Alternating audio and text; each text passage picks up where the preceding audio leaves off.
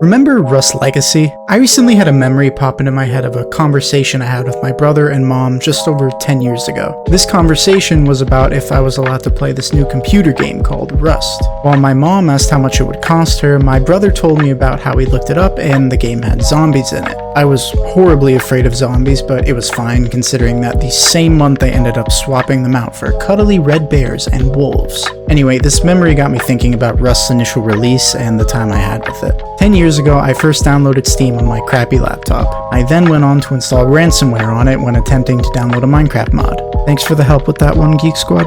I remember spawning in for the first time and it was night.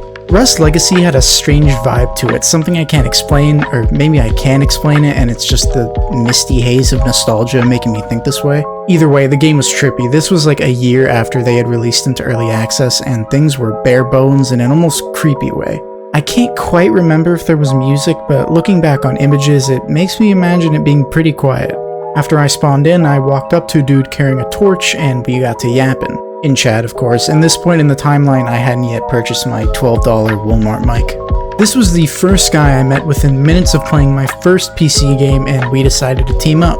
He invited his buddy and we played the game every single day. We had a pretty bad base, it was kind of like a tower, and at this point nobody knew what they were doing, so you can imagine it wasn't the best for protecting against raids. I love new Rust, don't get me wrong, but god, sometimes I miss the simplicity of Legacy's gameplay loop. The map was super small. Remember the old rad towns that had like 3 items in them and places like Big Civ? Kevlar was the best armor and there were like 4 guns in the entire game. If you had an M4 or a bolt action sniper rifle, you were set. I was god awful, but when I did manage to get a gun, it was an indescribable feeling. Anyway, time went on and we met someone who did have a mic, full Kevlar, and all the weapons you can imagine. We invited him into our fold because, clearly we had a lot to give.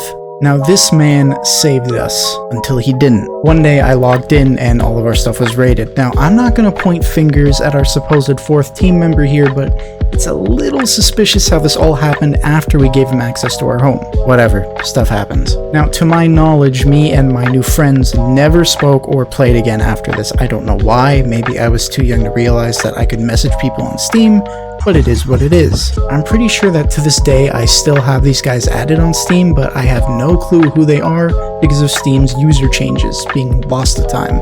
Rust Legacy was special to me and I still love current Rust, but man, Legacy will just always be close to my heart. I remember watching Pause on Pause's Rust series where he and his friend roleplayed as tuna bandits and robbed everyone of their tuna.